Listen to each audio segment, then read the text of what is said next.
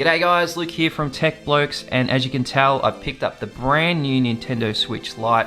I'm really excited to check this thing out, and we're going to do a bit of a side-by-side comparison with the older model Switch, see what's new, what's missing, check out the size comparison, etc.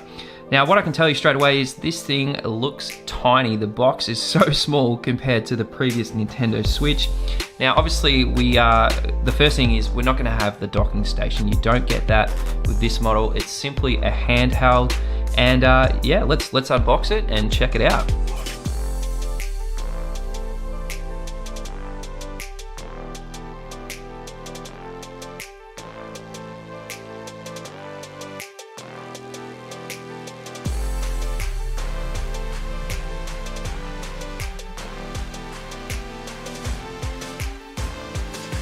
Out. Okay, so there's the console itself. It's so cute and small. I love it. And we'll set that aside for just a sec.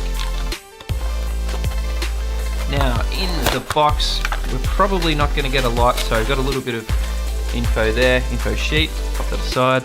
And we've just got the standard Nintendo charger. This pretty much, yeah, this is identical to the other Nintendo Switch charger that you get with the docking station, so just a standard USB Type-C charger. If anyone interested, there's the stats on the actual wattage that you get with this charger. Alright, let's pop that aside. Basically hardly anything in the box, and let's have a look at the console itself. Now this color is so cool. It looks like Donkey Kong yellow. I'm calling it, this is Donkey Kong yellow. And man, it's super light. It looks awesome. So just looking around the device, you can see we've got the power button and the volume rocker in the same spot as what we have with the previous Switch. We've got the headphone jack, we've got the cartridge slot at the top, and then we have obviously our bumpers, and they feel really good, really clicky. Probably better than the previous gen. Okay, now we've obviously got the left joystick, and this little guy here is new. So on the previous Nintendo Switch, you can see that we just had 4 buttons, whereas on this particular model we now have a directional pad, and that feels really good, nice and squishy. I'm pretty keen to play some Tetris on this because that's why we get D-pads. Now I've obviously got the capture button here where you can take a in-game screenshot. I use that quite a lot actually. And then on the other side we have the home button, the right control stick, and then our 4 buttons and the plus and minus. So on the bottom we have the USB Type-C and the barcode.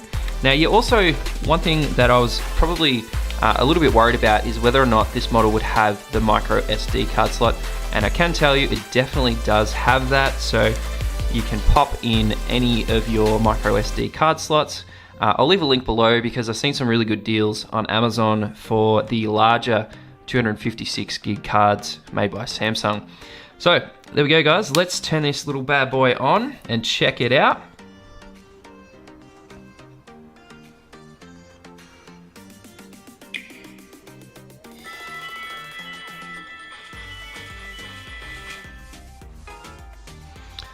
Okay, so I'm just going to go through the setup. I'm in Australia.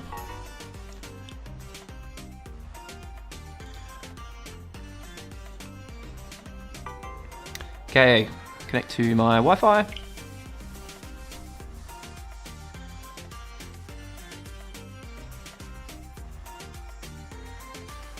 Okay, this is interesting guys. Just going through the prompts, it's asking me if I have another Nintendo Switch. Obviously I do have, and it wants to know if I'm going to use the older Nintendo Switch alongside this one and import my account. So I do want to do that, so I'm going to click link to Nintendo account. Okay, now out of the box day one, it's telling me that a system update is required, so let's do that and see how big the update is.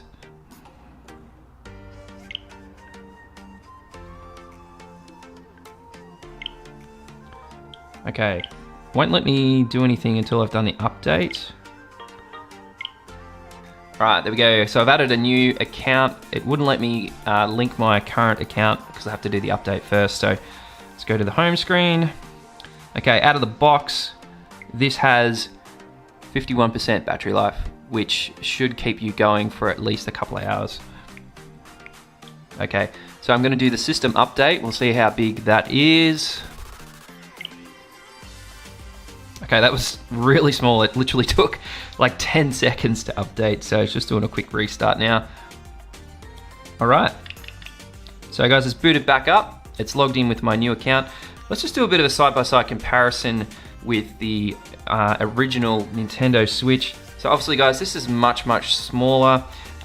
Just looking at the buttons, I can tell you that these are a bit more mashy. So they definitely kind of not quite as noisy either.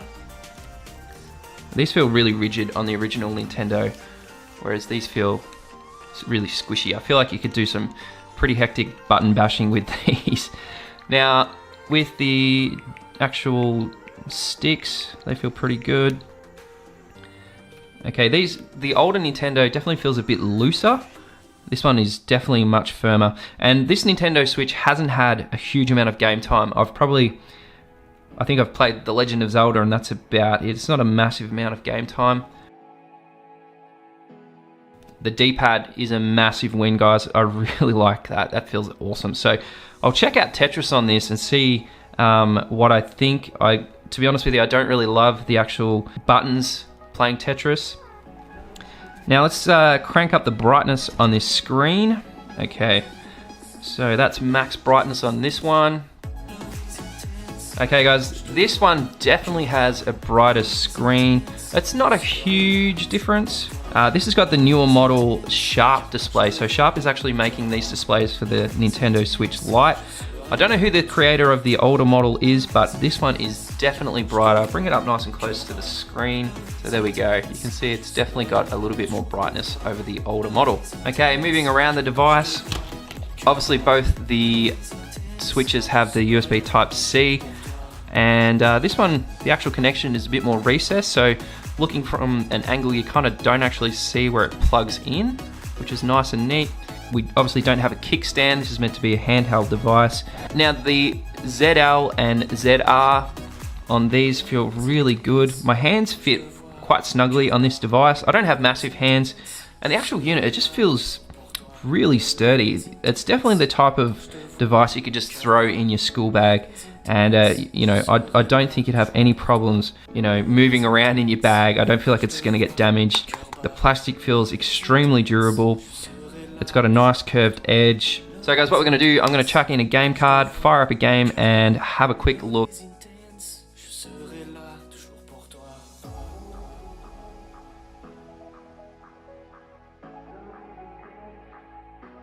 Okay guys, what I can tell you is the speakers sound really good. I was a bit worried, being a smaller device, how they would sound, but they sound excellent.